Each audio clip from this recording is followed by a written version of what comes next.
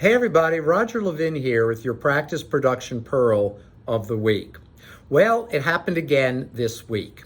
We have an inquiry about consulting from a practice that is not happy with their growth. I get that. That's our job. We increase practice production.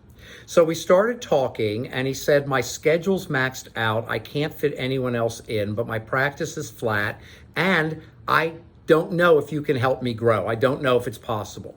So of course, as always, we start asking questions. I love questions. You have to understand what's happening. You got to understand the situation. And once I had about 6 numbers from the practice, it was an easy realization based on the number of chairs that they simply were not scheduling properly.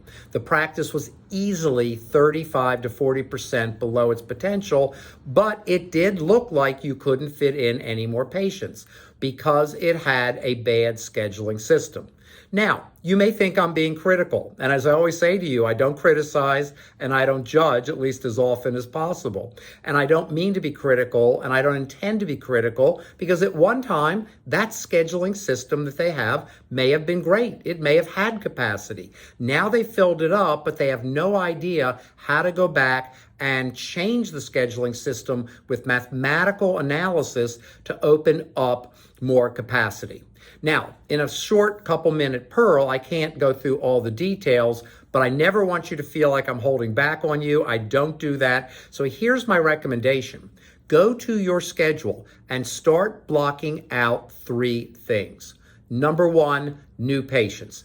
Get your new patients in within 7 to 10 days. As I've already told you, they have a 200% to 300% higher financial value in the first 12 months than your current active patients. So we need the right balance of new patients, 7 to 10 days, and current active patients being scheduled.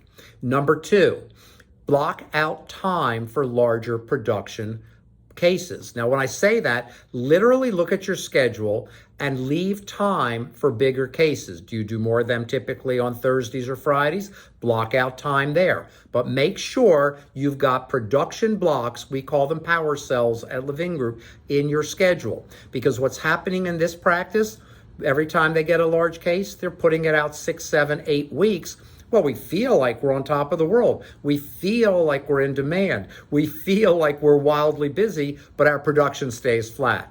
And then the third item is if you have any type of seasonal fluctuation, you're busier in the summer, you're busier in the winter, you're slower in December and January, well, you might think about altering your hours a little bit.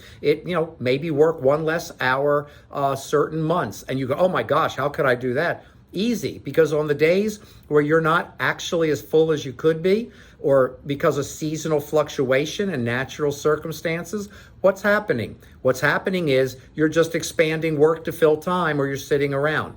But in the busier times, you might add 40 minutes. And by the way, your team might love this idea because sometimes they get more time, they get home sooner, sometimes they work a little longer. It's not for everybody, but it's something to think about that we've had some success with in some cases. So the first 2, new patients and production blocks, universal for everybody. Seasonal fluctuation or days of the week fluctuation, it depends on your practice.